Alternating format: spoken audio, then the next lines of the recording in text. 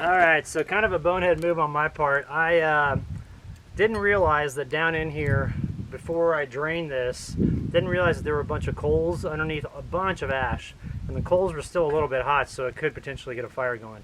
But I went ahead and drained this on Thursday, went and got water on Friday, came back, didn't fill it up yet, but I thought, well, I'll just put some wood in here, and then that way when I get ready to fill it up, it'll be ready to go. And unfortunately, the coals that were in here got those little pieces of wood going. And so what happens is, let's see if I can find it on here, you get cracks in copper if it doesn't, yeah, there's one. So you get like cracks in this copper if it doesn't have water in it, and if it gets real hot. So it cracked there, and there was another crack, I think on the other side here, there's two cracks, yeah, one right there, real small, you can barely even see it, but right there. So anyway, so that stuff right there cracked. I mean, I guess you could maybe solder it and repair it, but I don't have anything like that to repair it with. So what I decided to do was, I had a 10-foot coil as opposed to the 50-foot coil I had before. I'm using it right here. It's not working very good just because it kind of needs to keep the heat all trapped in here for it to really get warmed up. So I think what I'm going to do is go grab one of the barrels that I have, one of those 55-gallon barrels, and then cut it in two and use it as a heat shield on both sides to trap the heat in there.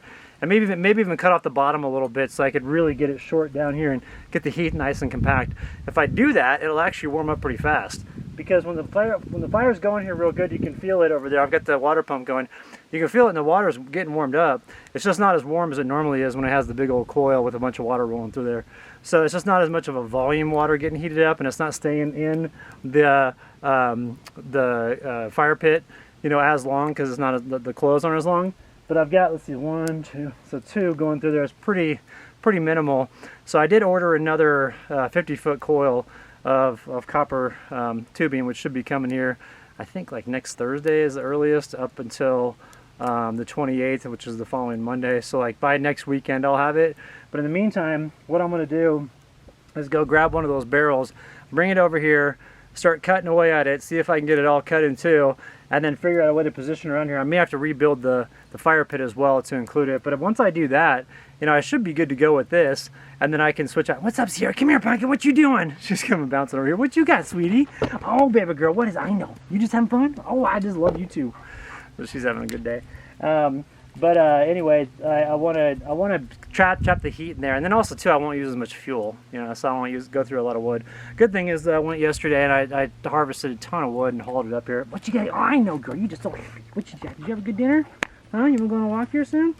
I think Sierra wants to go on a walk. So let's go ahead and fire up the quad. I'm gonna attach the utility trailer to it, and then we're gonna go over and get one of those 55 barrel gallons, or 55-gallon barrels. All right, let's go. Whoops.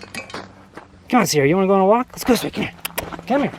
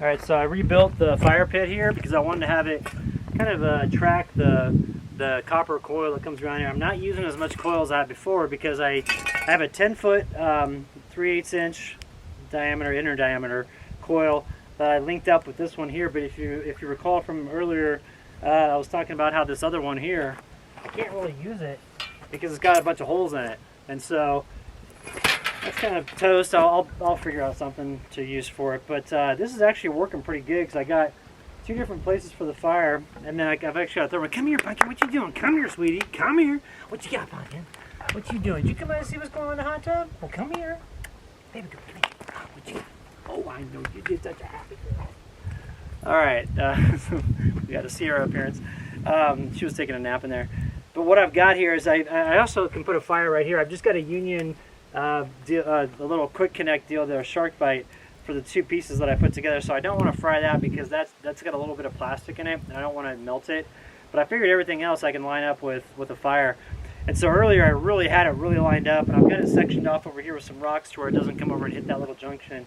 Had a big old fire going here and a big fire here.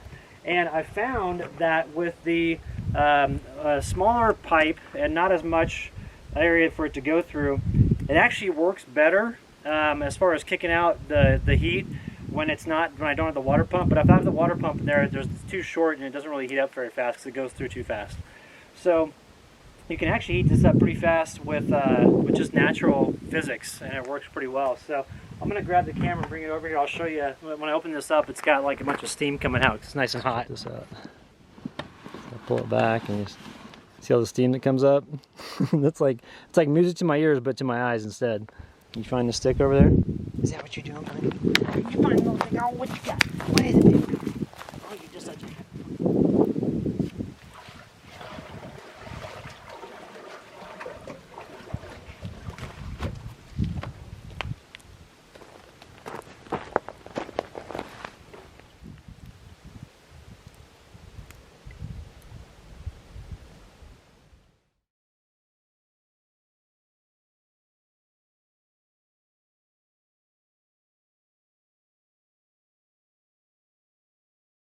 What are you doing, little baby girl? You having fun in the snow? What are you doing, little Stevie?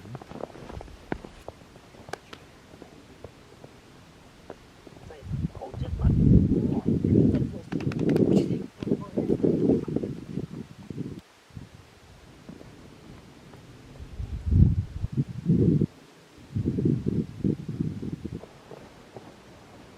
Alright, so I want to show you all what I've been doing to the outhouse here, or what I'm planning to do to finish it up. And so if you see, we've got these openings on both sides. I didn't measure the wood just because I like to kind of freestyle when I'm building out here. And so what I was planning on doing though, anyway, was to have another beam that's in the center here to come up and then build some different sidewalls on here that could be used as shelves inside the outhouse. And then I'm going to put a door on the front here. It'll probably just be a metal door that'll have like a wood frame around it. Those metal doors, if you have like those corrugated metal sheets, those are pretty lightweight and they're easy to use. So probably use that. The exhaust pipe that I have over there, where it's just black and ports into the waste box, that heats up in the sun. You know, when the sun comes up, and so physics just pulls it up through there, and it actually works great. It doesn't smell at all, which is awesome. And then I found I've got an old ranch relic here. Let me show you. It's an old bucket from the ranching area here. I'm finding tons of stuff all over the property like this. So I'm using this as the toilet paper holder on the inside, which would be kind of cool. But everything in here is working great. Like I said, the only thing is the toilet's a little bit, the seat's a little bit cold. This morning it was iced over, and so to sit down on that was kind of a little bit chilly. I do have just normal ground down here, and I think what I'm going to do is just put gravel down, and that way when when we come in here, we don't have to worry about. If I were to put like a wood floor there, there's a possibility you could have snakes and stuff like that could chill out underneath it, and I don't want to have that happen. And so just putting some gravel in there will be fine. I'll probably put another piece of wood right here just to hold it all in there, and then put on that metal door and call it good. And then we'll close it up here, close it up there too.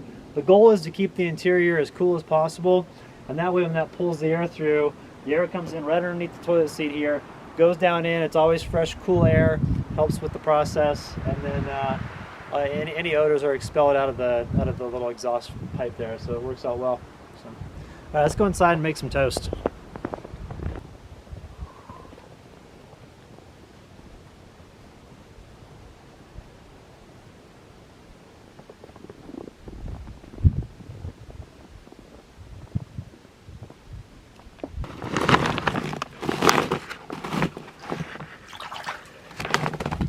Well, it's still not frozen.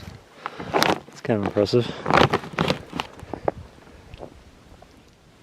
I think we're going to hold off on the hot tub today. I just don't have enough firewood processed. I don't want to chop it up in the snow, and most of the stuff's wet anyway from the snow that's fallen so far. And we got more snow coming. It's supposed to snow a little bit more, a couple more hours here. So too much snow in here. We're gonna let this all drain out, and then plus two, I get the new copper coil coming.